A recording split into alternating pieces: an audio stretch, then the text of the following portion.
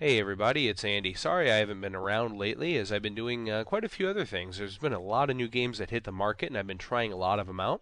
And so this is going to kick off a loosely three-part strung together video set of survival horror games because there's three big ones that came out like back to back to back. And of course I'm talking about Fallout 3, Left 4 Dead, and Dead Space. Today we're going to take a look at Fallout 3. And very soon I'll have the other two videos up as well.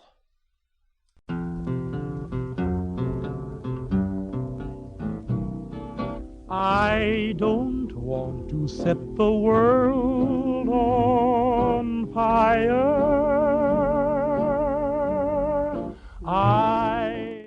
To be completely honest with this review, I wasn't even going to pick up Fallout 3. It wasn't until someone had told me about it that I kind of piqued my interest then.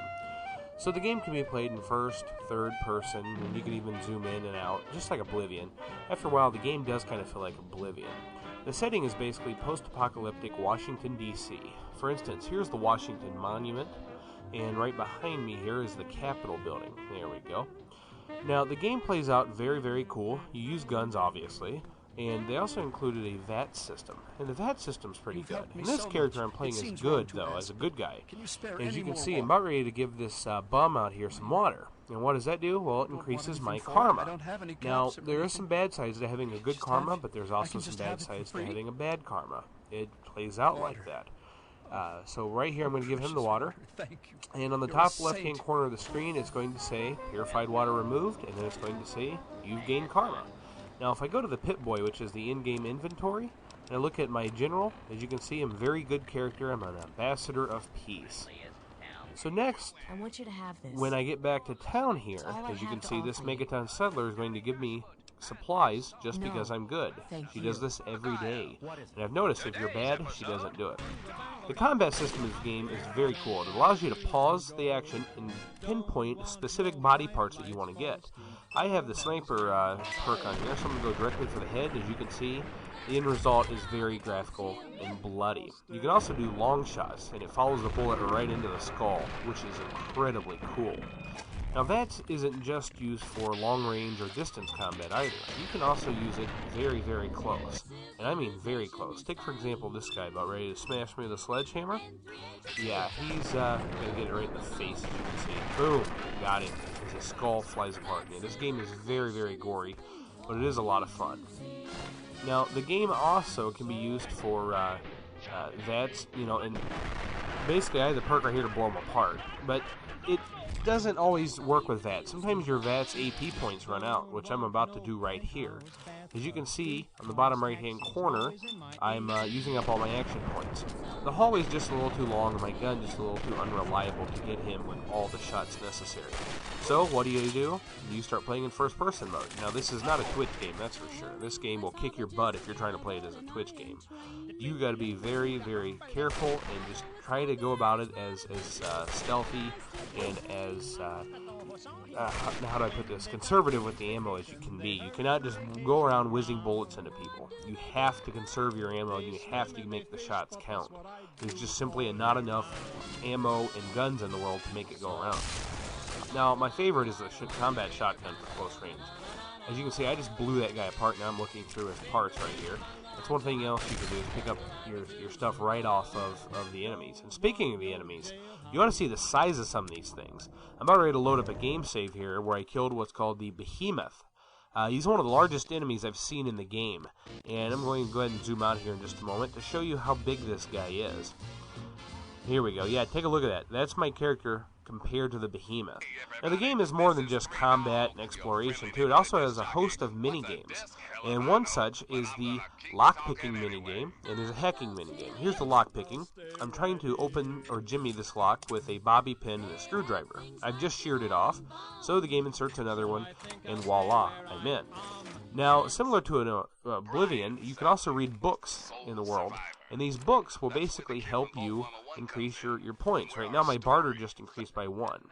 And of course, as with any other good RPG game, you can also buy and sell goods, and caps is the in-game currency. That's right. In-game currency is bottle caps. It kind of makes sense. And you can also repair your armor and stuff, because after a while, the armor and the guns and stuff wear out, and you'll suddenly lose them. And that's not good in the middle of a firefight. In the game, you can also collect a house in which you can put things like the workbench, a detox center, and a medical bay, so you can repair your body and repair any damaged limbs. And you also got to worry about rads in the game. Rads, and you also have to worry about health. So, like a drink of water may restore 50 health, but it also is going to radiate you, so you got to kind of balance this out. Getting that perk, it kind of increases, the playability. In other words, you don't have to worry about the reds as much. Now, you do also have to sleep as well. Being well rested gives you plus 10% to XP, and that comes in handy. Now, there are some glitches in the game. I mean, take a look at this. Yeah, that's just crazy. Yeah, very, very, very weird. He's just jiggling through the door. And once in a while, you'll come across a dead end when you're walking through, and you just get mad. But all in all, this game is really good. I've had a great time with it, and I'm going to keep playing it. Right now, I'm going to show you a hidden weapon and an Easter egg. The hidden weapon, of course, is the alien blaster. There's an alien crash ship, and if you go around and you get the blaster from it, this thing's very powerful. It looks like a little pistol, but it does a lot more than that. So let's take a look at this super mutant brute here. Boom, dead. It kills majority of the generic enemies in 1 to 2 shots, and any of the major characters, it can kill in usually 3 to 4 shots I've found. And as you can see, I'm going to go ahead and vats this guy up. Oh yeah, right there, look at that. They just turn into basically ashes, which you can get the guns and stuff off the ashes as well. For those of you, I'm not going to spoil the story. The story is basically your father's gone missing from an underground vault where you live, and you have to go find him. That's all I'm going to say about the story. It's a good story, a lot of fun. Yeah, it's awesome. Now back to the gun here. Yeah, this gun is cool. I didn't waste the ammo, I just loaded it again. Now another cheat here, or Easter egg, is to turn on no-clip mode and fly above Megaton and talk to the guard.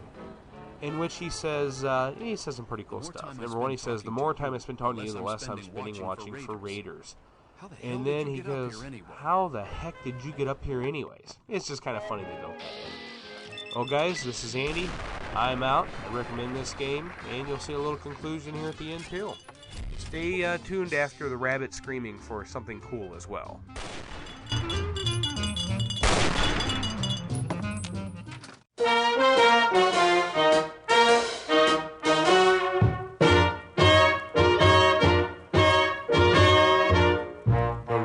Are the dustiest, the winds are the gustiest, the gates are the rustiest, the pies are the crustiest, the songs the lustiest, the friends the trustiest, way back home. 2 atoms are in a bar. One says, I think I lost an electron. The other says, are you sure? To which the other replies, I'm positive. The kids are the scrappiest,